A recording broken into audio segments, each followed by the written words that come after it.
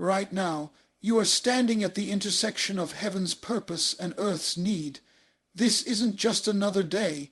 This isn't just another season. This, right here, right now, is your moment. And moments like this don't come randomly. They come because God has ordained them. He has looked through the corridors of time and placed you where you are for a reason. You may not feel ready, but readiness in the kingdom is not measured by comfort. It's measured by obedience. Look around you. This culture is confused. Families are fractured. People are discouraged. Purpose is being drowned out by pressure. And while the world is busy chasing trends and timelines, God is searching for someone who will recognize the divine opportunity right in front of them. Moments are not just measured in seconds. They are measured in significance. God doesn't need a crowd. He needs a committed vessel. He's not looking for perfect people. He's looking for available ones. Right now, you are standing at the intersection of divine purpose and personal responsibility. This moment you're living in is not an accident, a coincidence, or a random occurrence in the timeline of your life. It's a result of God's intentional design, crafted by His sovereign hand before you even took your first breath. The God who created the heavens and the earth doesn't waste time, and He doesn't waste people. If He has allowed you to see this day, it means there's a reason, and that reason is tied to His purpose, not just your plans. What many of us fail to realize is that divine moments are not always marked by loud announcements or flashing lights. Sometimes they come quietly, like a whisper in the middle of your ordinary schedule. But just because it looks ordinary doesn't mean it's not extraordinary in God's eyes. The burning bush didn't look supernatural at first. It looked like a bush until Moses leaned in. Divine moments require spiritual awareness. They require your spirit to be in tune with heaven's agenda.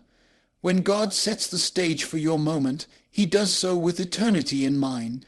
He places people, opportunities, and challenges in your path, not to confuse you, but to reveal you.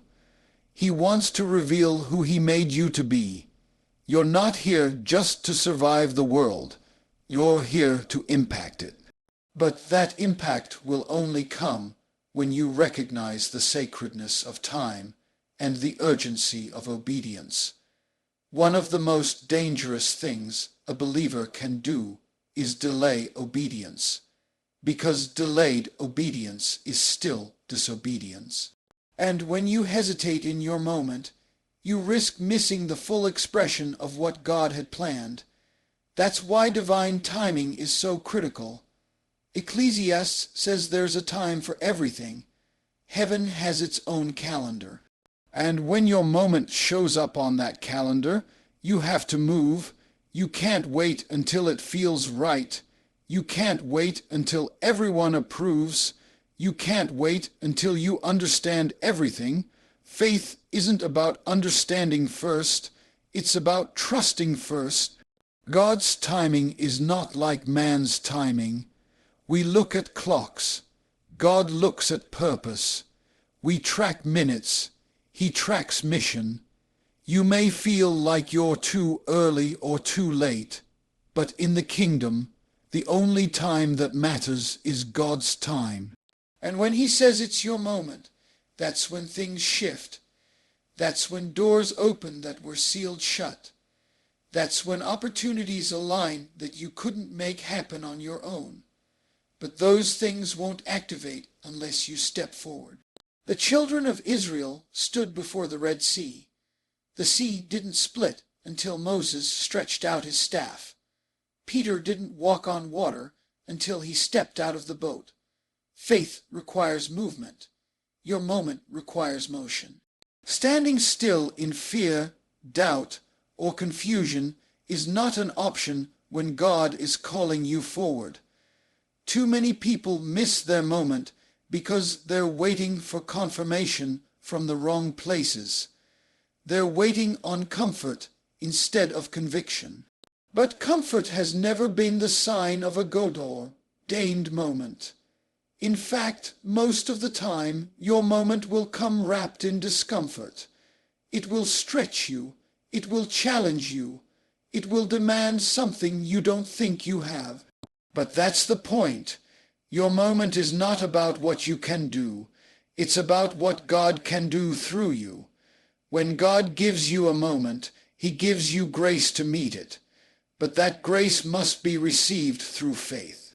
And faith is not passive. Faith moves. Faith responds. Faith steps out when everything else says to stay back. The woman with the issue of blood had her moment when she pressed through the crowd. Blind Bartimaeus had his moment when he shouted for Jesus despite people telling him to be quiet. These were ordinary people who had extraordinary moments because they refused to let the moment pass by. Moments of destiny don't just require opportunity, they require preparation. You cannot walk fully into what God has designed for you if you're not spiritually, mentally, and emotionally prepared for it. The God who opens doors also expects you to be ready to walk through them. Readiness is not about talent, it's about alignment. You may have the skills, but if your heart isn't aligned with God's will, you'll misuse the opportunity. When David stood before Goliath, he was already prepared, not because he had military training, but because he had spiritual discipline. He had spent time with God in the fields, worshipping, praying, and fighting battles no one else saw. Those hidden moments of preparation positioned him for public victory. The same principle applies to us. You can't expect a platform without a process. You can't expect influence without integrity. You can't expect impact without preparation. God prepares people before He promotes them. That's why Jesus spent 30 years in obscurity before 3 years of ministry. He wasn't being held back. He was being prepared. So often we complain about the waiting seasons, but in God's economy, waiting is working. It's in the waiting that your character is formed. It's in the quiet places that your faith is refined. And when your moment comes, it will test what you've built during the waiting. If you've only been practicing religion, your moment will expose it. If you've been cultivating relationship, your moment will reveal it. Moments don't lie. They draw out whatever has been stored up in the heart. That's why preparation isn't just about skill, it's about spirit. Readiness also involves discernment. You have to know the difference between a good opportunity and a God opportunity. Not every open door is divine. Some doors are distractions dressed as blessings. That's why being rooted in the Word of God is so critical. It sharpens your spiritual senses. It teaches you to test the spirits, to weigh every invitation, every decision, every opportunity against the voice of God. Because sometimes the enemy will send a counterfeit just before the real moment arrives. He knows that if he can get you to settle early, you'll miss the fullness of what God intended. Preparation protects you from compromise. It helps you say no when necessary, so you can say yes when it counts. Responsibility is another dimension of readiness. When God gives you a moment, He's not just handing you influence. He's entrusting you with responsibility. With every opportunity comes an assignment. With every blessing comes stewardship. You can't expect to handle kingdom business if you're still thinking like the world. Kingdom responsibility means you understand that your life is not your own. Your gifts, your time, your resources, your influence, they all belong to the King. And when the King calls you into a moment, you answer not as a volunteer, but as a servant under orders. You respond not with negotiation, but with submission. Readiness means you've already decided your answer before the question is even asked. It means your yes is already on the table. Preparation also requires pruning. God will remove things from your life that cannot go with you into your moment. He will strip away relationships, habits, and attitudes that threaten your future. And if you're not spiritually mature, you'll mistake pruning for punishment. But pruning is a sign that God is getting you ready. He's making space for more fruit. He's removing what is dead or diseased so that your moment doesn't become your downfall, because a moment can elevate you or expose you. The difference is preparation. You cannot rise to a new level while holding on to an old mindset. You cannot embrace destiny while entertaining distractions. So if God is preparing you, let Him finish what He started. Let Him stretch your faith, refine your motives, strengthen your character, and train your spirit. Because when your moment comes, you won't have time to get ready. You'll need to already be ready. There will always be moments when fear tries to interrupt faith. When God places a calling on your life, when He opens a divine door, when He positions you for something greater, fear will often be the first voice to speak. It will speak through your doubts, your past, your insecurities, and your surroundings. But fear is not just an emotion. It is a spiritual attack designed to keep you from moving forward into what God has already declared. That's why faith must be your response. Faith is not ignoring fear. It is confronting it with the truth of who God is. It is standing firm when everything in you wants to run. It is choosing to believe the promise over the problem. God has never called anyone into purpose without also demanding a step of faith. Abraham had to leave everything familiar to follow God's voice. Noah had to build a boat when there was no sign of rain.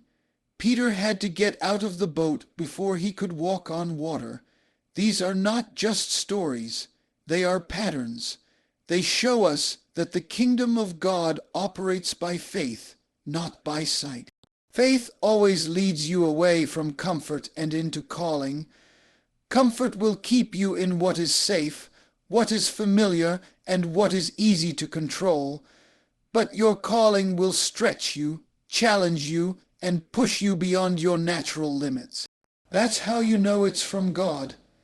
He doesn't call you to something you can accomplish in your own strength. He calls you to something that requires His power to sustain you. That's why your moment will feel bigger than you. It's supposed to. God gives big moments to small people who trust in a great God. You don't have to have all the answers. You don't have to have all the resources. You just have to have the faith to move when He says move. Because faith is not a feeling, it's an action. It's what you do even when the circumstances haven't changed. It's how you respond when God tells you to do something that doesn't make logical sense. Fear will tell you that you're not ready, that you're not qualified, that you'll fail. But faith declares that if God brought you to it, He will bring you through it. Faith says that your qualifications don't come from people. They come from the anointing of God.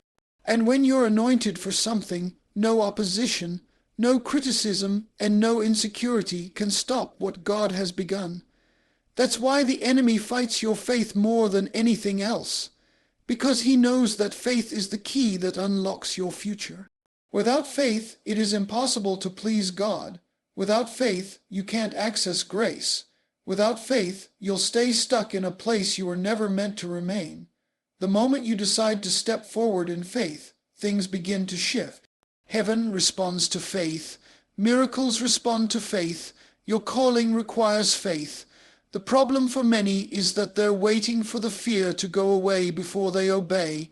But God never said you wouldn't feel fear. He said not to be ruled by it. Courage is not the absence of fear. It's the decision to trust God in spite of it.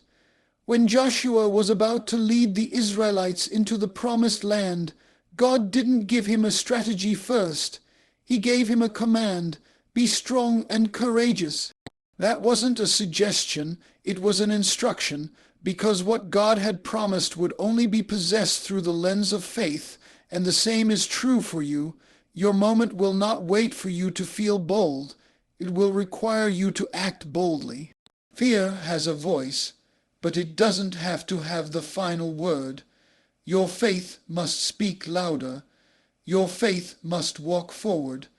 Your faith must rise up even when fear surrounds you on every side. The atmosphere may not feel perfect. The timing may not seem ideal, but faith doesn't need everything to line up. Faith just needs a word from God, and once you've heard him speak, that word becomes the foundation on which you build. That word becomes your confidence, your courage, your confirmation. So, when the moment comes and fear tries to paralyze you, remember that your faith is not in your own ability. It's in the one who called you. Your position in life is never random.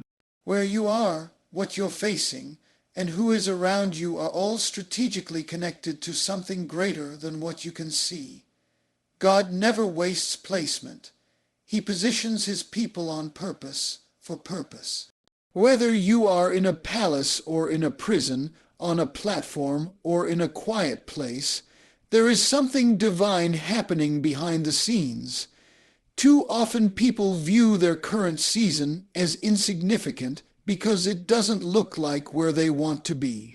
But in God's kingdom, nothing is wasted. Every season, every setting, and every step is tied to your assignment.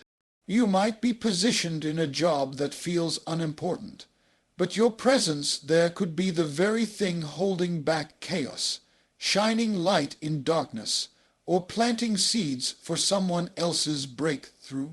You might be placed in a family that feels dysfunctional, but your obedience and intercession may be the bridge God is using to bring generational transformation. Your position carries weight when you recognize it's not just for you, it's for the kingdom. When Esther was in the palace, it wasn't just about royal garments or political status. She was divinely positioned to save a people. Mordecai reminded her that she had come to the kingdom for such a time as this.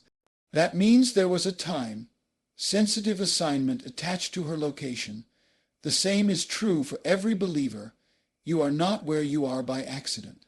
The people in your circle, the environment you influence, the challenges you encounter, all of them are part of a larger tapestry that God is weaving together. If you dismiss your current position as unimportant, you risk missing the significance of what God is trying to do through you right now. The moment you begin to view your location through the lens of purpose is the moment you start stewarding it differently. You stop complaining about where you are and start asking God what he wants to do in and through you while you're there. Divine positioning also comes with responsibility. You are not just placed, you are planted, and when something is planted, it's expected to grow, to bear fruit, and to affect the soil around it. Too many people are asking God to change their position when God is asking them to change their perspective. He's saying, I put you there not just to survive, but to thrive, to influence, to reflect me. Being positioned doesn't mean things will be easy. In fact, divine assignments are often disguised in discomfort. Joseph was positioned in a pit, in Potiphar's house, and in prison before reaching the palace. But every stage of his journey was necessary for him to fulfill his assignment. God used each place to shape his character, develop his leadership, and position him to preserve a nation. What looked like setbacks were actually setups for something greater. You also have to recognize that your positioning is often a response to someone else's prayer.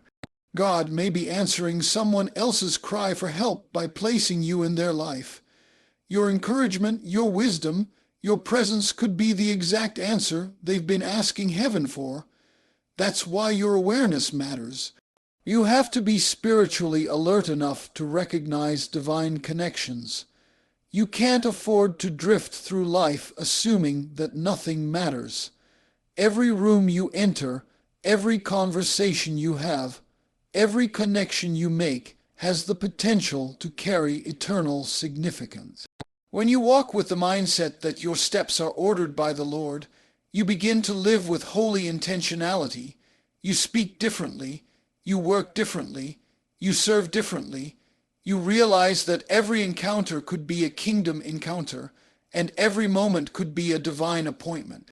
Sometimes God will position you in a place that doesn't reflect your promise, not to punish you, but to prepare you.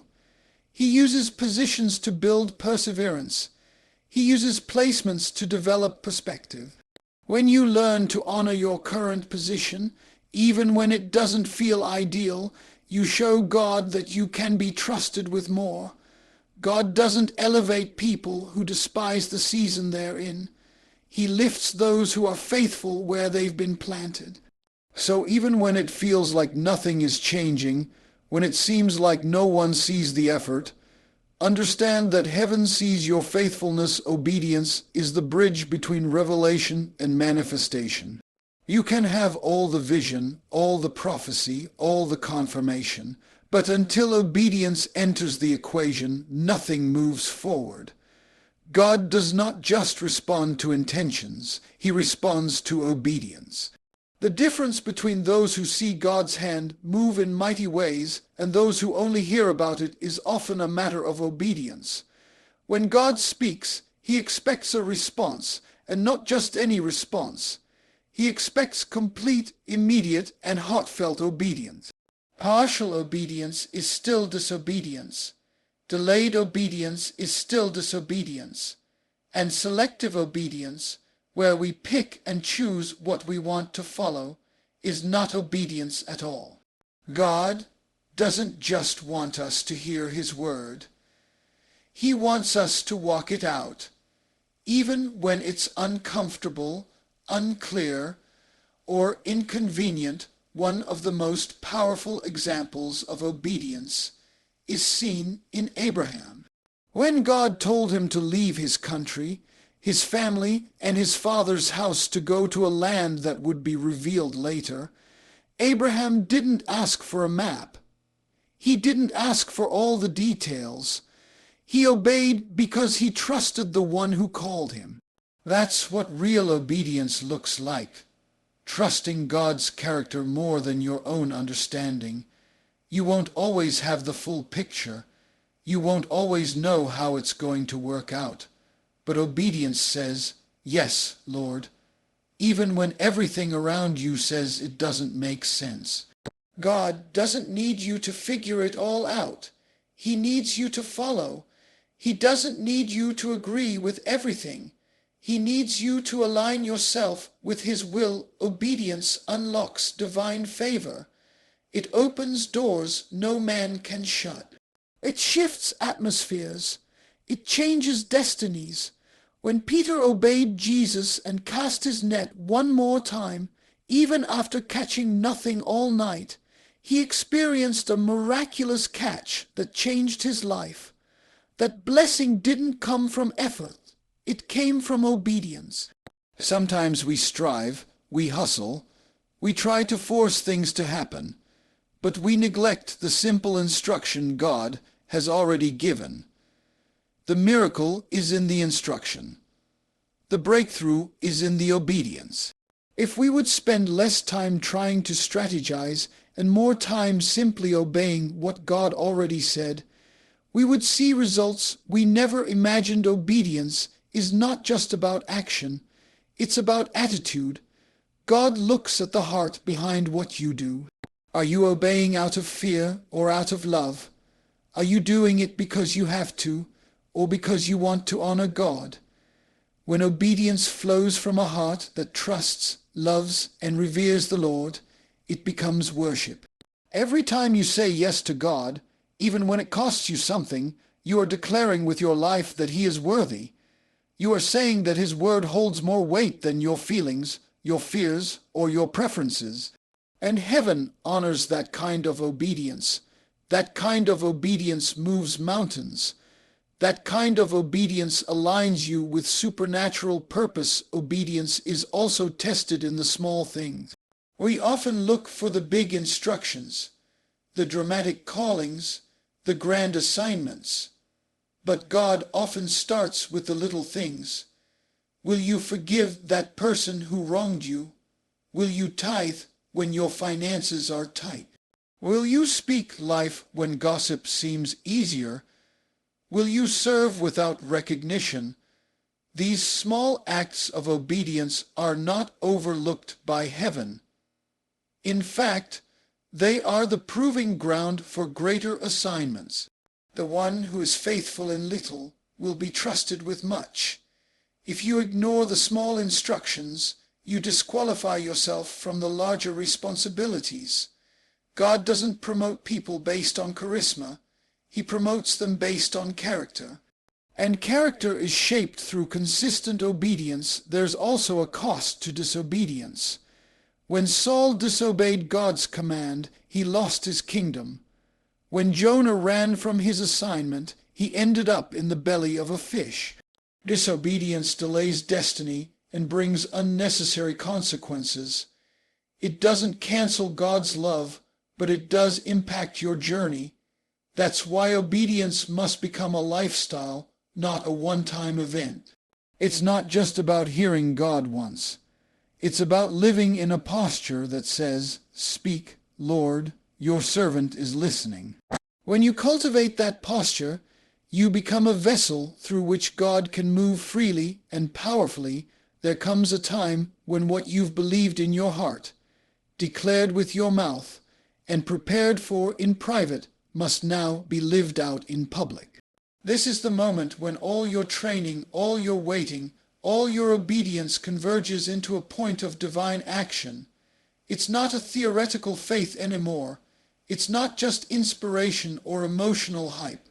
This is where faith becomes movement. It's where the word becomes flesh in your daily walk. You can no longer stay in the shadows of preparation. You can no longer rely on past victories or future dreams. This is your now. And with that now comes the responsibility to act, to stand, to speak, and to lead according to the divine deposit placed inside you. Many people miss their moment because they're still waiting for something else to happen before they move. They're waiting for more confirmation, more clarity, more resources, or more support. But when God says it's time, delay becomes disobedience. The door will not stay open forever. Moments have windows, and those windows don't always reopen. You've prayed for God to move, but now He's waiting for you to move. You've been asking Him for signs, but He already gave you His word. This is not the time to shrink back. This is not the time to doubt. This is the time to move forward with courage, even if your knees are trembling, because the promise is waiting on the other side of your obedience. Stepping into your moment doesn't mean you feel confident. It means you are confident in the God who called you. It means you trust Him more than your own emotions. It means that even when you feel unqualified, you know His grace is sufficient. Moses didn't feel ready. Gideon didn't feel ready. Jeremiah didn't feel ready, but God didn't ask them if they felt ready. He told them they were chosen. He told them they were appointed. And when you are chosen, when you are appointed, your feelings are not the final authority. God's call trumps your comfort. His assignment outweighs your anxiety, and His power is made perfect in your weakness. You also have to understand that stepping into your moment doesn't guarantee instant success or immediate applause. In fact, your moment might come with resistance, criticism, or isolation. But don't confuse struggle with failure. Just because it's hard doesn't mean it's not God. Just because people don't understand doesn't mean you're wrong. God never promised that walking in your calling would be easy. He promised it would be worth it.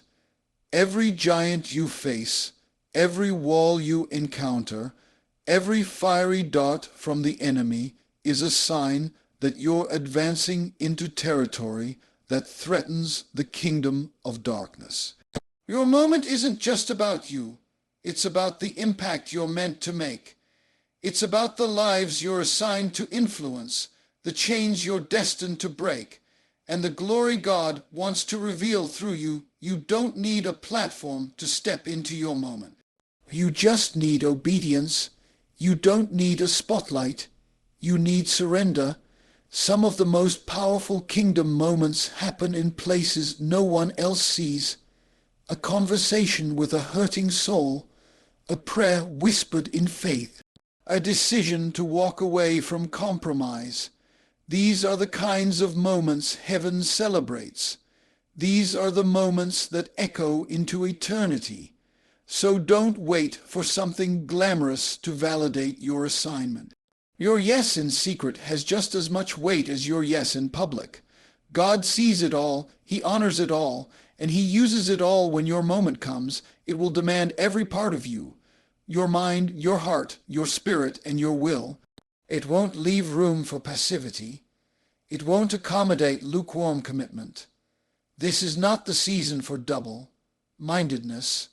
This is the time to be fully persuaded, fully convinced, fully surrendered. Because the moment God calls you into something, He also equips you for it. He doesn't just point the way. He walks with you, He goes before you, He surrounds you, and His presence is your assurance that no matter what comes, you are not alone. This is your moment. Not tomorrow, not someday, not when everything feels perfect, but now. Every struggle you've faced, every lesson you've learned, every quiet act of obedience, every tear you've cried has been preparing you for this. You are not standing here by accident. Heaven has orchestrated this season with divine precision, and you have been called for such a time as this. Don't let fear silence what faith has already declared. Don't let uncertainty keep you from walking through the door God has opened. Your position is not a coincidence. Your calling is not a suggestion. And your obedience is not optional. This is the hour to step up, speak out, move forward, and trust that the same God who brought you to this place will be faithful to carry you through it. You were made for this moment, and this moment was made for you.